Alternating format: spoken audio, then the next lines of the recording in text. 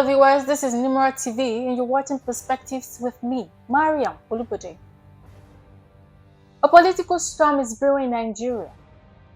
The suspension of Rivers State Governor Simeon Fubara has triggered a fierce debate over constitutional authority and federal overreach. The presidency insists this is not a power grab, but the fact tells a different story. The latest diplomatic flashpoint between the United States and South Africa is playing out like a political thriller. At the center of it all is Ibrahim Rasool, South Africa's now expelled ambassador to the US, who returned home over the weekend to a hero's welcome. His message: he is not backing down. Rasool, who was expelled by Washington after making controversial remarks about US President Donald Trump, has made it clear he will not be silenced.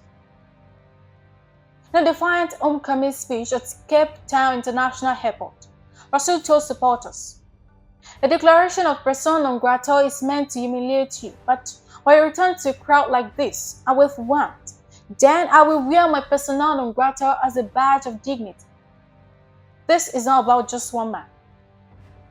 It is about a growing rift between South Africa and the United States, one that is exposing the deep divisions in global politics." The world's most notorious mega prison is back in the headlines. As Nevada's government now says families of detainees can file complaints if they believe their loved ones have been unjustly imprisoned. That sounds like progress, right? Well, not so fast. This is the same prison where thousands of alleged gang members and even some who just happen to be in the wrong place at the wrong time are locked up, often without trial. The facility, officially called CHCOT, has become a symbol of President Nayib Bukelle's iron-fisted crackdown on crime. But where the tough on crime image lies a darker story, one of human rights violation, mass detention, and an opaque legal system that leaves families helpless. Now, for the first time, the government is offering a legal venue for families to contest these detentions. But does this mean justice is coming? Or is this just another layer of bureaucracy in an already broken system? I love this tomorrow coming, but first the news headline.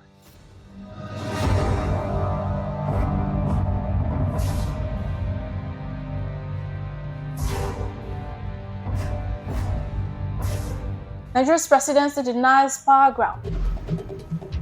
South Africa's ambassador returns, calls US sanctions a badge of dignity. Gaza death toll passes 50,000.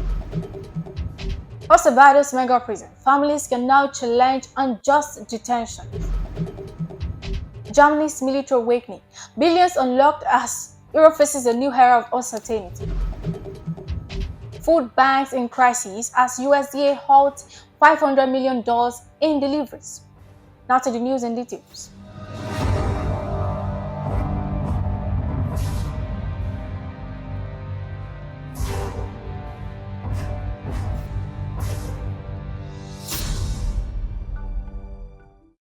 Nigeria's presidency denies power grab as Governor Fubara defies suspension, appears in public.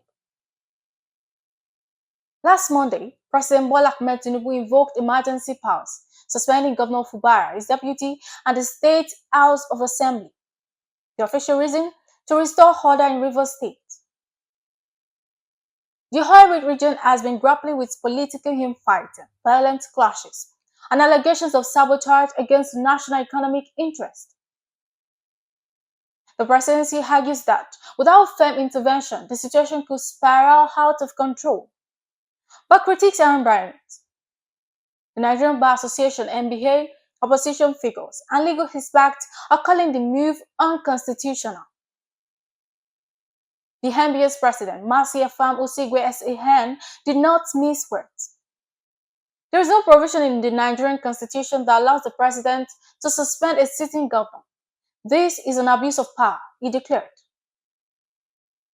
Former Rivers State Governor and ex-Minister of Transportation, Chiweke Rotimi Amechi, went further, calling the suspension a direct assault on democracy. According to him, this illegal action cannot stand. He urged Nigerians to resist what he labeled as an executive coup. The presidency is on damage control, insisting that this is not about consolidating power. Presidential spokesperson Bayo Onanuga released a statement claiming that the decision was made in the best interest of the people of Rivers State. The government argues that political instability in the state has led to economic sabotage, particularly in the oil sector. The federal government has a responsibility to ensure stability in strategic states, Onanuga stated. This is not about power, but about peace. But here is the problem. Section 305 of Nigeria's 1999 constitution allows the president to declare a state of emergency, but does not grant the power to unilaterally remove an elected governor. That authority belongs to the judiciary and, in some cases, the state legislature. Lagos Pact Koliedin weighed in, stating, "This is a dangerous precedent. If allowed to stand, what stops the president from suspending any governor in the future under the guise of emergency intervention?" Despite his so-called suspension, Governor Fubara was seen in the public addressing supporters in Port Harcourt. His appearance sent a clear message. He does not recognize the suspension. The governor, flanked by key aides, urged calm but emphasized that democracy must be protected. Power belongs to the people. We were elected to serve, and no unconstitutional action can change that, he told an energetic crowd. His defiance raises a critical question. Can the federal government enforce its suspension without risking a constitutional crisis? This is a high-stakes battle. The National Assembly has been silent, but pressure is mounting. If the legislature supports Tinubu's move, it could embolden the presidency. If they push back, it could trigger a legal battle that goes all the way to the Supreme Court. Meanwhile, opposition parties, civil society groups, and legal scholars are mobilizing.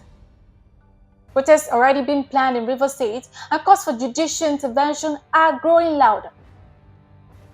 Nigeria's democracy is at a crossroads. Is this a necessary intervention to maintain stability, or is it a dangerous overreach that threatens the country's democratic foundations? One thing is clear, this crisis is far from over.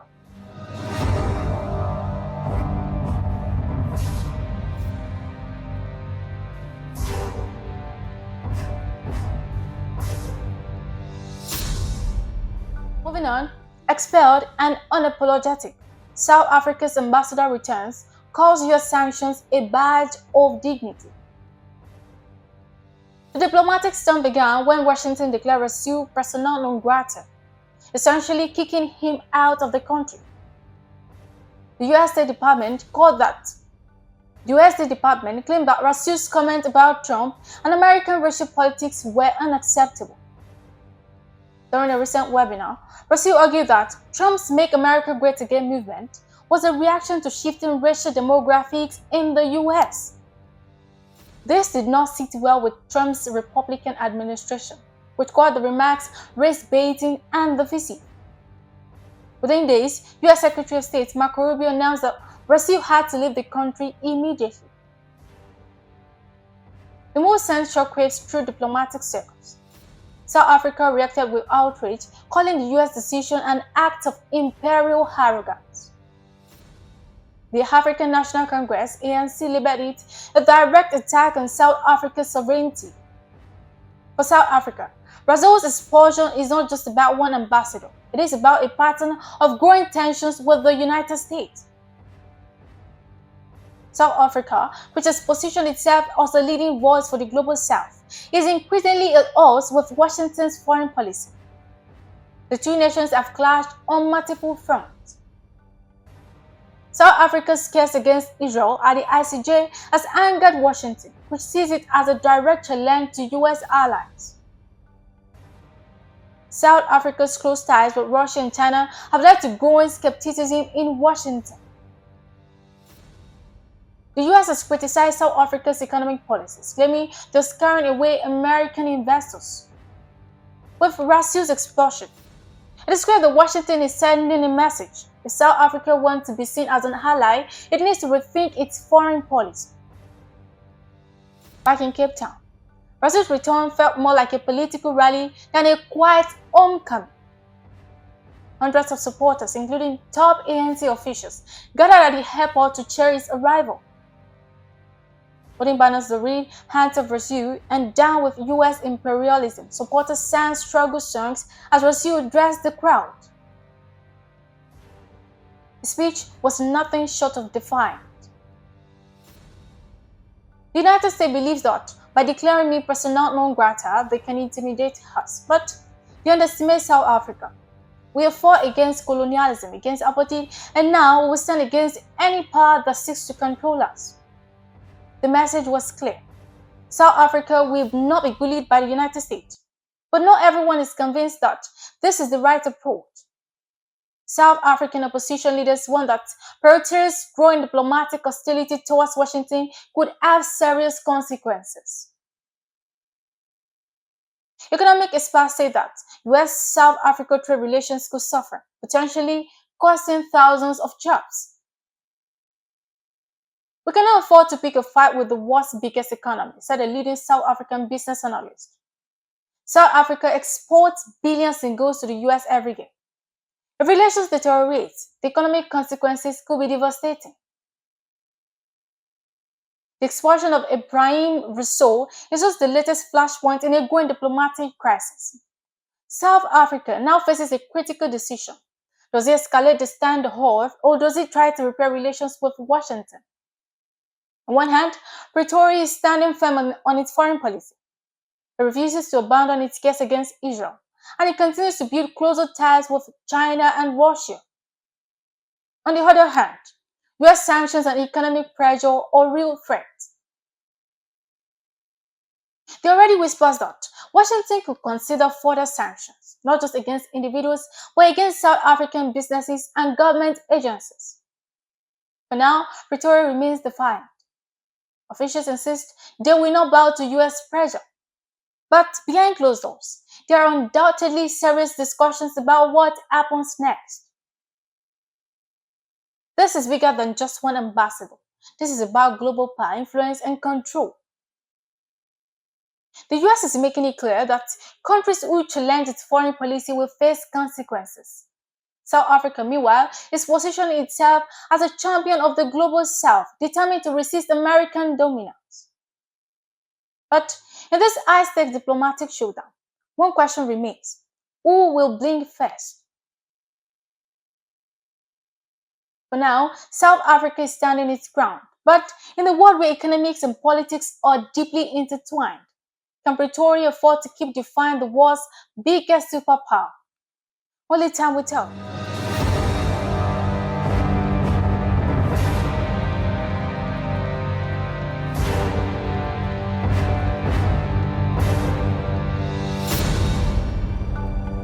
Moving on, Gaza death toll passes 50,000.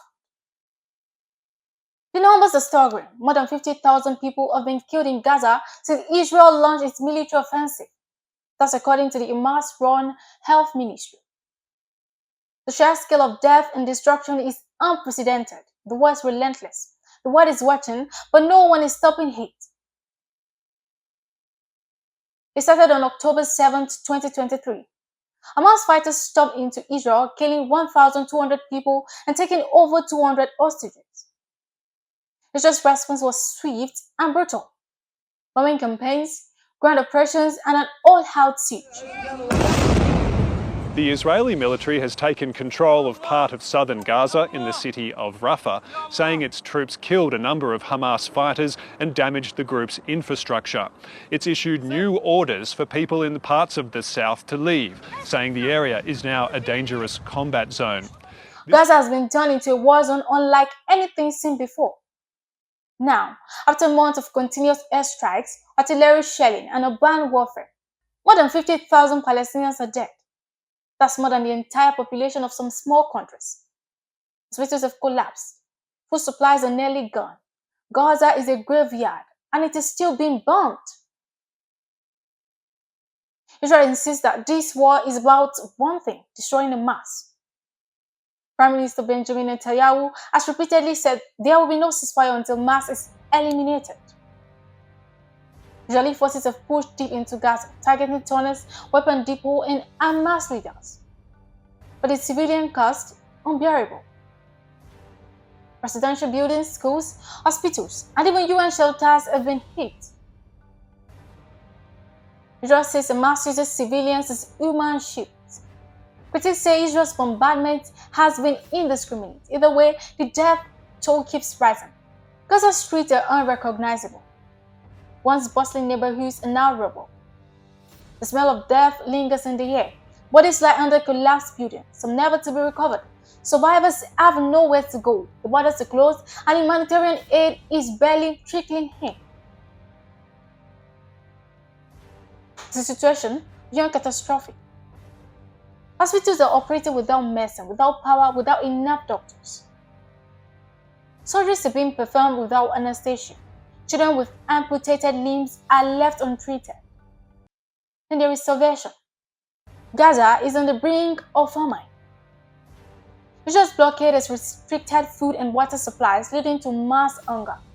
Some families have resorted to eating animal feed. So what's next? There is no clear end in sight. Netanyahu says Israel will not stop until Hamas is gone. Meanwhile, Hamas is not ready to surrender.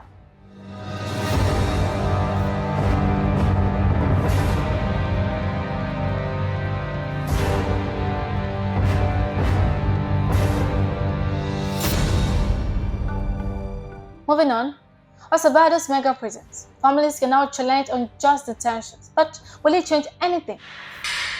Telemundo cameras are given rare access to Latin America's largest prison.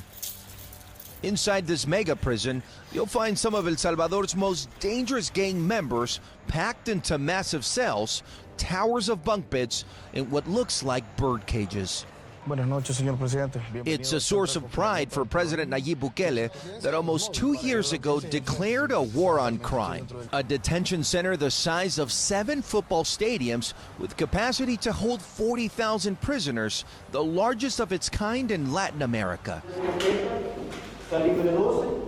Known as the Center for Terrorism Confinement, it opened its doors in 2023 after the government declared a state of emergency. Let's talk about this prison tech. CCOT is the largest mega prison in the Americas, a fortress of concrete and steel designed to house 40,000 inmates.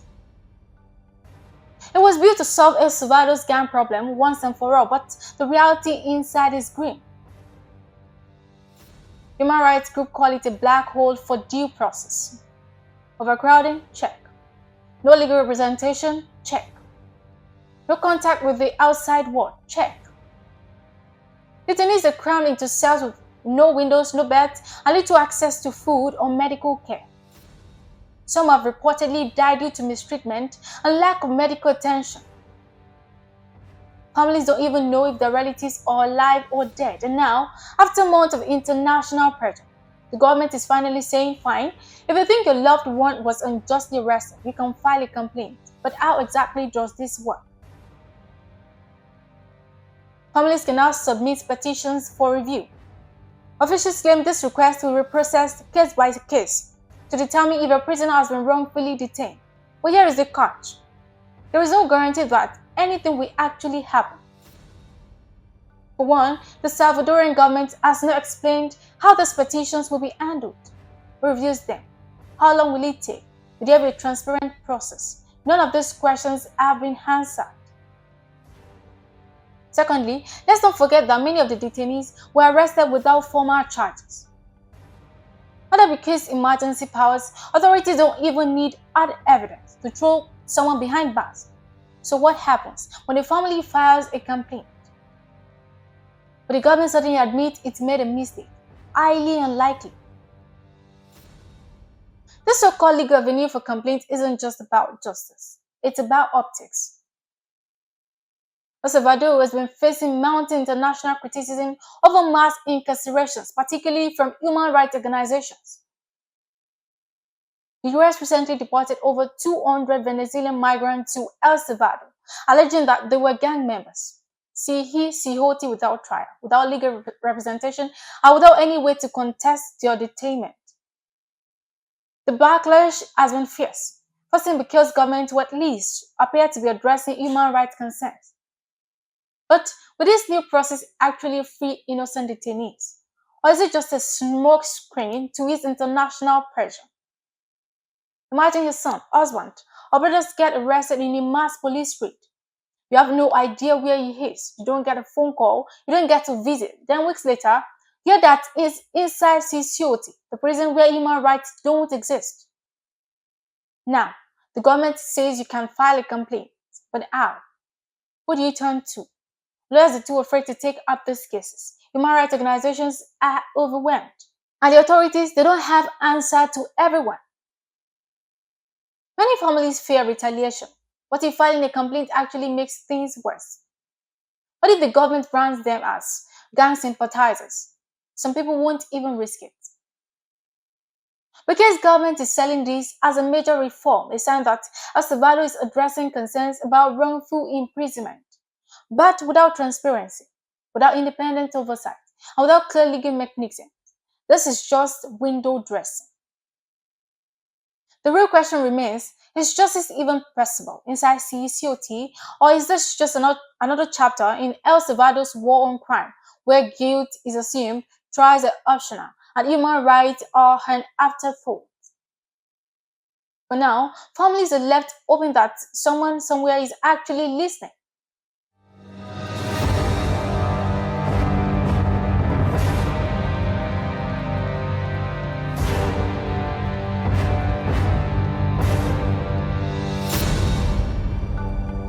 Germany's military awakening, billions unlocked as Europe faces a new era of uncertainty. Germany is rearming at an unprecedented scale. For decades, Berlin played the role of Europe's economic giant, but military lightweight, spending less on defense, relying on NATO and keeping its army underfunded. The world called it a reluctant power, but that era is over. Germany is now unlocking hundreds of billions of euros to supercharge its military, modernize its infrastructure, and position itself as Europe's new defense leader. This is a Zeitenwende, historic turning point. Chancellor Olaf Scholz said it himself, and the timing is no coincidence. With Russia expanding its war machine, the US shifting focus, and Europe on edge, Germany is making it clear. It will no longer sit back and watch. So, what's behind this seismic shift? Where's the money going, and what does it mean for Europe? Let's break it down. Germany is about to reshape European security. The Bundestag has approved a €100 billion military boost, a sum unheard of in modern German history. This is on top of its already growing defense budget. Germany is now officially the biggest military spender in Europe. So where is all of this money going? The document now needs approval from the Bundesrat, the upper house of the German parliament, with voting scheduled for March 21st. Bloomberg reports that the chances of approval are high. Previously, Friedrich Merz stated that Germany would make a significant contribution to ensuring Ukraine's security. Berlin will provide Kyiv with an additional €3 billion in 2025. Recently, the German government updated its list of military aid to Ukraine, which will include, among other things, Gepard anti-craft systems, Iris-T missiles, and ammunition. More than 100 F-35 fighter jets, stealth aircraft that can carry nuclear weapons, replacing Germany's aging fleet. Upgraded Leopard 2 tanks to reinforce land defense and counter Russian aggression. New warships and submarines to protect power across European waters. More air defense systems, including Israel-made Arrow-3 interceptors designed to stop incoming missiles. Also stockpiling ammunition after years of shortages exposed Germany's military weaknesses. Oh yes, critics accused Germany of hollowing out its armed forces. They called the Bundeswehr barely functioning, lacking enough working tanks, fighter jets, and even basic ammunition. That criticism is now history. Germany is not just catching up, it is leading the charge. This military transformation is not happening in a vacuum. The world is changing fast, and Germany's old strategy of military restraint no longer works. First, the Ukraine war changed everything.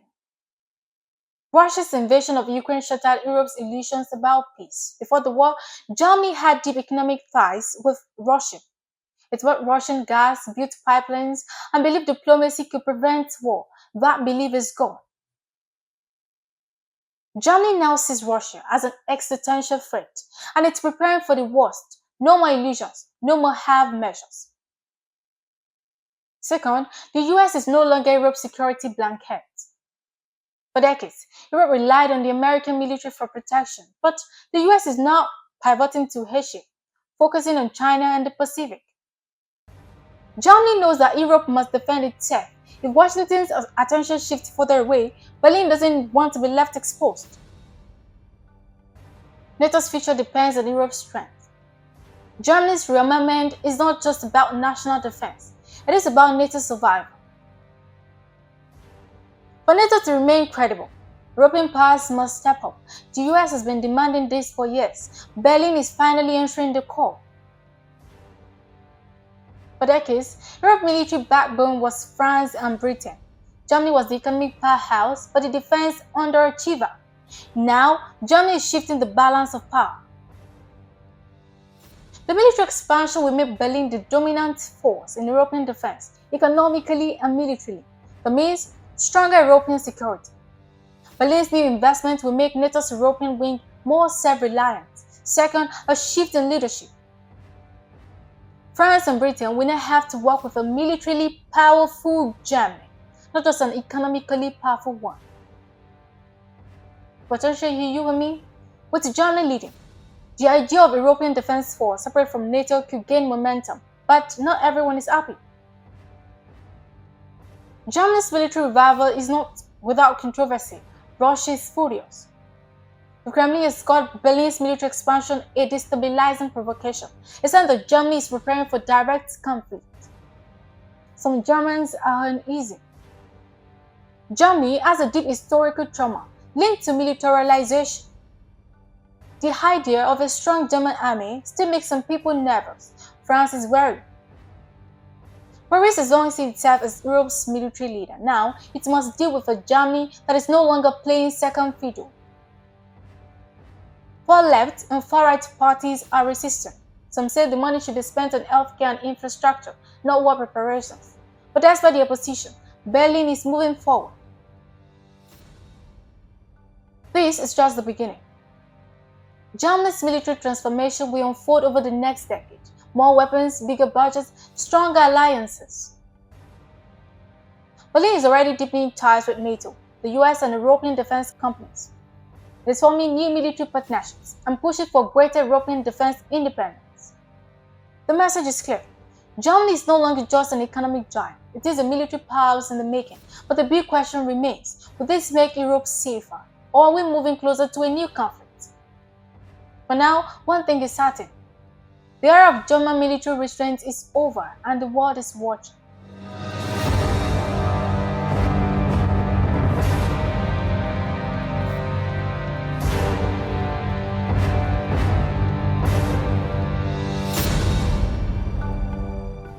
Moving on.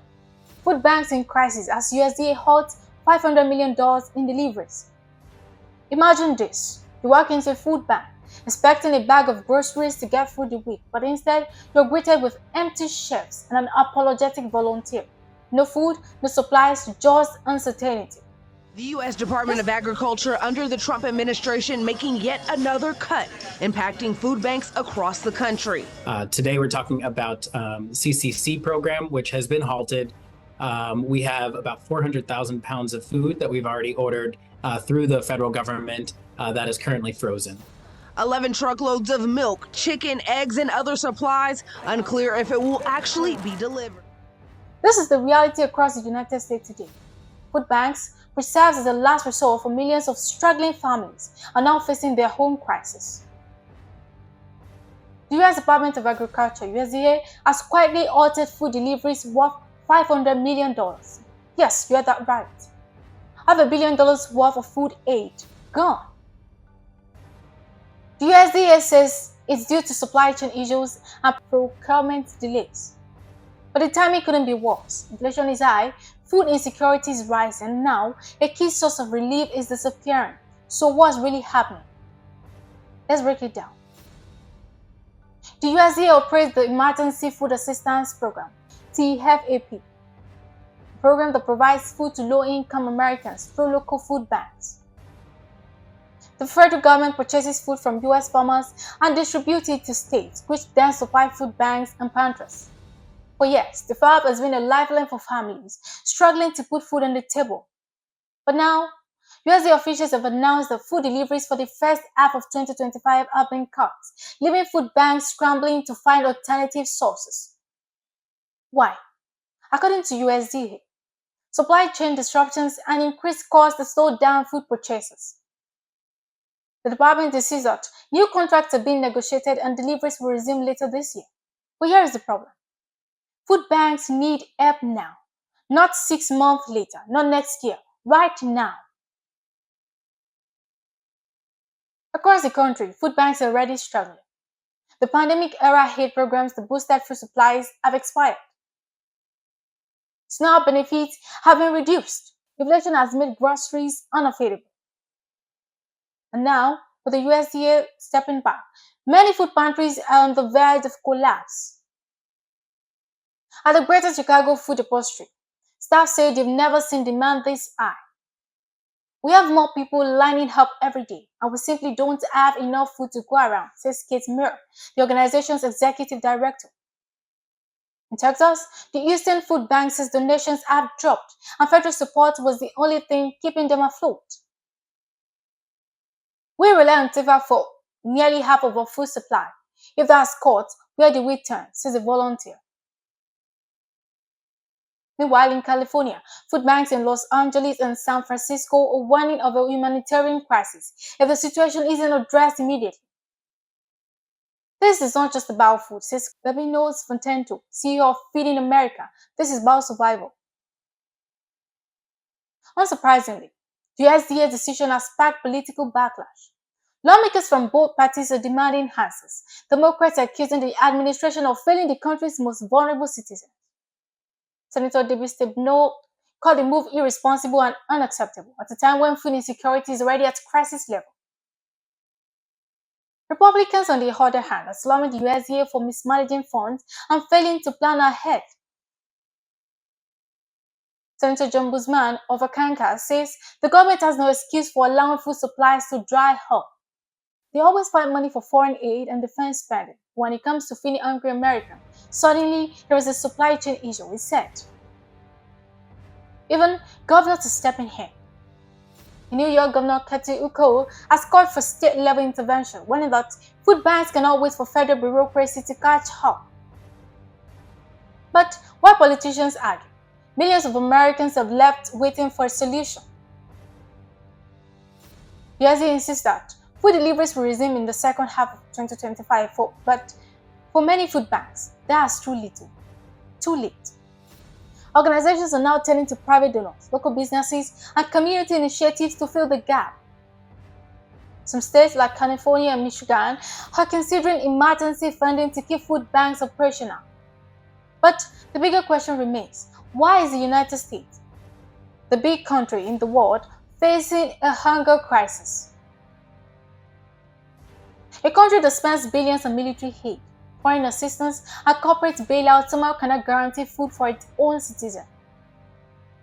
The USDA says this is temporary. For the millions of families relying on food banks, hunger isn't temporary, it's an everyday reality.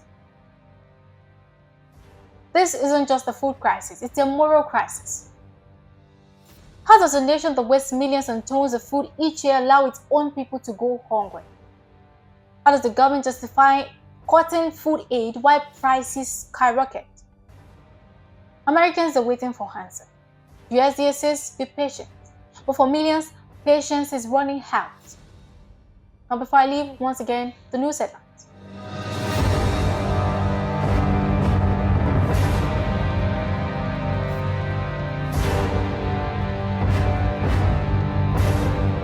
Nigeria's presidency denies power grab.